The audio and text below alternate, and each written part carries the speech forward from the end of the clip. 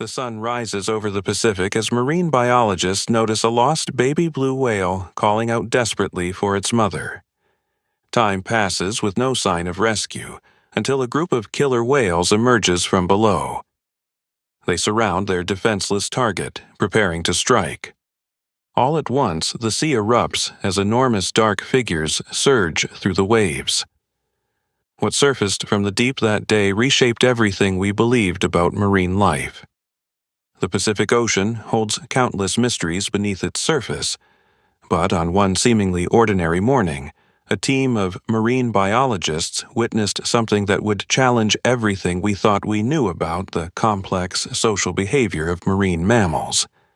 The research vessel cut through calm waters as the first rays of sunlight painted the sky. The team was conducting their routine study of gray whale migration patterns when movement in the distance caught their attention. Through their binoculars, they spotted something unusual, a lone figure moving through the waves in an erratic pattern. As they carefully maneuvered closer, the sight took their breath away. There, lost in the vast expanse of the ocean, was a baby blue whale. The scientists immediately understood the gravity of the situation. Blue whales are the largest animals to have ever existed on Earth, but this one was just an infant, completely vulnerable without its mother's protection. The calf's behavior spoke of pure desperation, its every movement a testament to the panic surging through its small body. It swam in tight, frantic circles, as if trapped in an invisible whirlpool of fear, its sleek form cutting through the water in restless, aimless motions. Again and again it called out, its haunting sounds echoing across the vast expanse of the sea, rising and falling like the wail of a lost soul. These were not the usual vocalizations that scientists had documented and studied over the years. These were unmistakable distress calls, raw and urgent, filled with an aching loneliness that pierced the hearts of all who heard them. It was the plaintive cry of a frightened baby, a helpless creature searching desperately for the comforting presence of its mother, yearning for the warmth and safety that had suddenly vanished. The ocean, vast and indifferent, stretched endlessly in every direction, offering no answers, no solace, only the deafening silence between each desperate call. The lead researcher, Dr. Emily Carter, immediately called for emergency protocols. The team had dealt with distressed marine mammals before, but never a baby blue whale. They needed to act fast while avoiding any actions that might cause more harm than good. The first priority was to establish a safe perimeter around the calf, ensuring no boats would approach too closely and add to its stress. The team deployed their underwater hydrophone system, hoping to detect any answering calls from adult blue whales in the vicinity. The haunting sounds of the baby's cries through their speakers only emphasized its isolation. Hour after hour, they monitored the frequencies used by blue whales, but only silence answered the calf's desperate calls. Dr. Carter contacted nearby research stations and marine control units, alerting them to the situation. If the mother was anywhere within a 100-mile radius, they needed to know about it. She also reached out to marine mammal rescue specialists, though everyone knew the options for helping a baby blue whale were extremely limited. The calf needed its mother's milk. Without it, its chances of survival diminished with each passing hour. The researchers discussed whether they should try to lead the whale into shallower waters where it could be more secure. However, any attempt to intervene carried significant dangers. Operating their engines too close to the young whale could confuse it even more or harm its delicate hearing. Broadcasting recordings of adult whale sounds might also attract predators. Each potential solution seemed to carry dangerous consequences. One of the younger researchers suggested trying to feed the calf, but Dr. Carter quickly dismissed the idea. No artificial formula could replace blue whale milk, and approaching close enough to attempt feeding would likely terrify the already stressed infant. The best they could do was maintain their distance and try to keep other vessels away while continuing to search for adult whales. The research team watched helplessly as the calf's behavior became increasingly erratic. It would dive for several minutes, then surface in a panic, spinning in circles and calling out with renewed desperation. Each time it surfaced, they could see it was swimming more slowly, its movements becoming less coordinated. The lack of milk was clearly taking its toll on the young whale's strength. By mid-morning, the situation grew even more concerning. The calf had moved into deeper waters, following what it might have thought was its mother's song. But the scientists' instruments told them there were no other whales nearby. Dr. Carter ordered the team to maintain a parallel course with the baby, but its confused wandering was taking them far from the normal migration routes, where they might have found other blue whales. The sun rose higher as the scientists kept up their urgent search for answers. They had reached out to every research ship and marine patrol unit within a 100-mile range. Several boats were now scanning the area in an ever-widening formation, searching for any trace of adult blue whales. But with each passing hour, the baby whale's cries grew weaker, its movements more sluggish. Around noon, Dr. Carter noticed the calf was no longer diving as deep or as long. It was conserving energy, a survival instinct, but also a sign that its strength was failing. The team's frustration mounted as they watched the young whale struggling. Years of training and scientific knowledge, and still, they could do nothing but watch and document. The situation was already critical when something far worse appeared. The once relatively calm ocean surface began to ripple, as ominous dark fins cut through the waves with an eerie sense of purpose. The tension in the air thickened as the scientists aboard their vessel exchanged anxious glances, fully aware of the grim reality unfolding before them. Killer whales had arrived. Sorry for the interruption. Before we continue with the story, I kindly ask you to like the video and subscribe to this channel. It is very important for us. Thank you very much. At first, only a few sleek, black dorsal fins were visible above the waterline, slicing through the ocean like the blades of silent assassins. But within moments, more emerged, revealing an entire pod of orcas converging on the area. Their distinctive black and white markings gleamed beneath the shifting light of the sun, their powerful bodies moving with a terrifying grace as they approached with cold, calculated precision. These weren't just any predators. Killer whales are among the ocean's most formidable hunters, highly intelligent, ruthlessly efficient, and known for their exceptional ability to coordinate attacks with near-military precision. Their advanced social structures and intricate communication skills allow them to strategize like few other creatures in the animal kingdom. They are apex predators, ruling the ocean with an unchallenged supremacy that even the most colossal sea creatures respect, and for good reason. The pod wasted no time in executing their attack plan. They moved in perfect harmony, forming an ever-tightening circle around their target. A baby whale, vulnerable and defenseless in the vast expanse of the sea.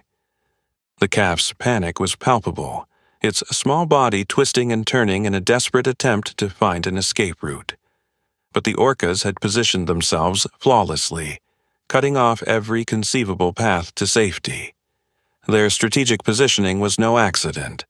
It was the result of generations of refined hunting techniques passed down with unwavering precision. Then, with a chilling inevitability, the attack commenced. The largest orca, a towering matriarch with a jagged dorsal fin rising high above the water, made the first strike. She surged forward with breathtaking speed, her immense bulk moving with a terrifying agility as she aimed directly for the baby whale's tail fluke. The impact was brutal and deliberate, sending a resounding shockwave through the water. It was not meant to kill instantly. It was meant to cripple, to render the calf incapable of fleeing, ensuring the rest of the pod could close in without resistance. The calf let out a high-pitched distress call, a desperate plea that echoed across the water, but it was futile. There was no one nearby to answer. The orcas had the advantage of numbers, strength, and experience, and with each passing moment, the baby whale's chances of survival diminished further. More orcas joined the fray. Their movements were swift, methodical, and merciless. One delivered a crushing blow to the calf's side, while another lunged at its flippers, ensuring it remained disoriented and unable to regain control of its movements. The water churned violently as the assault intensified. The scene was brutal, yet astonishing in its display of pure, predatory efficiency. From their vessel, the scientists could do nothing but watch in growing horror. Cameras rolled, pens scratched frantically against notepads, and hushed voices whispered theories that none of them wanted to confirm. This was nature at its most raw, its most unforgiving. They had witnessed orca hunts before, but something about this moment felt particularly cruel, perhaps because of the sheer innocence of the calf. Too young, too small, too powerless to even begin to defend itself. And then, something extraordinary happened. Without warning, the ocean itself seemed to shift. The deep, rolling blue of the water suddenly darkened, as if something massive was rising from below. A deep, resonant sound reverberated through the depths, almost imperceptible at first, but growing in intensity until it could be felt vibrating through the researchers' bones. Then, with explosive force, they emerged. Enormous, shadowy forms burst from the depths with a suddenness that sent waves cascading in every direction. Water sprayed high into the air, glistening in the sunlight as these colossal beings ascended with undeniable power. Their sheer size was staggering, far larger than even the biggest orcas in the pod.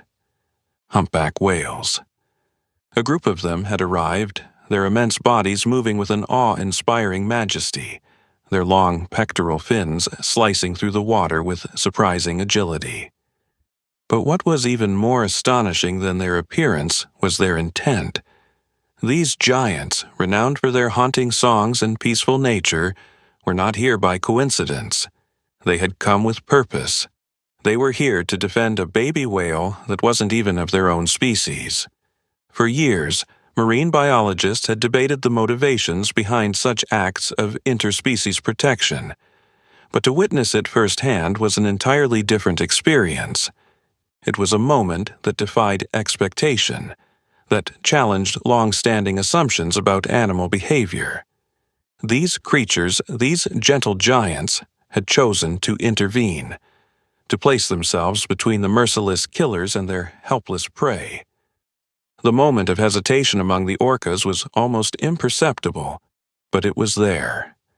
A split second of uncertainty, a break in their once unwavering confidence. They knew what humpbacks were capable of. They knew what was coming next. The battle began. With remarkable coordination, the humpbacks moved as one, placing their massive bodies in a defensive formation around the calf. Their sheer size alone was an effective deterrent, but they were prepared to do far more than just intimidate. They took the offensive. One of the largest humpbacks surged forward, its massive tail fluke rising high above the water before slamming down with devastating force. The impact sent a shockwave rippling through the ocean, throwing the nearest orcas into disarray. The water churned violently as the humpbacks continued their assault, their enormous tails acting as battering rams, disrupting the killer whale's coordination. But the humpbacks weren't done yet. They wielded their most formidable weapons, their enormous 5-meter-long pectoral fins. These colossal appendages, weighing half a ton each, became instruments of war as the humpbacks swung them with terrifying strength. A single blow from one of these fins could be catastrophic, even fatal, and the orcas knew it. The once coordinated attack of the orcas began to unravel. The unrelenting force of the humpbacks' counterattack shattered their formation, forcing them to reevaluate their strategy. The confidence that had once fueled their hunt began to wane, replaced by a rare and unfamiliar sensation: doubt. Then, the retreat began. Two particularly massive humpbacks surged forward, their powerful movements driving the orcas away. The killer whales, sensing the overwhelming disadvantage, abandoned their pursuit. They turned, slipping beneath the waves, their once dominant presence fading as they disappeared into the distance, vanishing into the deep blue depths of the sea. After the battle, the baby whale was distressed but still alive. However, the humpback's remarkable actions did not stop with the rescue. A female humpback swam up to the shaken calf, placing herself alongside it. With soft nudges and careful guidance, she started escorting it away from the area of danger. The scientists followed at a distance, documenting this unprecedented display of cross-species protection. For hours, the female humpback stayed with the baby whale, seemingly determined to ensure its safety. Her behavior showed all the hallmarks of maternal care, despite the fact that this wasn't her offspring, or even a member of her species. As evening approached, a group of blue whales appeared on the horizon. The female humpback immediately altered course, guiding the baby whale toward them. It was as if she understood exactly what the calf needed. The group of blue whales noticed the approaching pair, and one female separated from the group to investigate. The scientists held their breath as they watched the interaction unfold. Would the blue whales accept this lost calf? The female blue whale circled the baby several times, checking it carefully. Then, in a moment that brought tears to the eyes of the hardened researchers, she guided the calf to join the group. The baby whale had discovered a new family. The female humpback stayed behind, observing as the blue whales gradually swam away with the calf at their center. Only after they had vanished into the distance did she finally turn and swim away, her remarkable act of compassion fulfilled. This incredible event sent shockwaves through the scientific community. Researchers began collecting and analyzing similar cases, discovering that humpback whales had been documented protecting other species from orca attacks multiple times. These gentle giants appeared to possess a deep-seated instinct to protect the vulnerable, regardless of species. Ultimately, this extraordinary encounter revealed that within the immense depths of our oceans, there are creatures capable of selfless compassion that rivals our own. These enormous beings, with their enigmatic songs and gentle demeanor, continue to amaze us with their ability to empathize and protect. Did you enjoy this story? Why do you think the humpback whales chose to help the pup instead of leaving it to the orcas? Share your thoughts in the comments below. If you liked this story, don't forget to subscribe to our channel and leave a like. This extraordinary event reminds us that empathy and solidarity exist in the animal world too.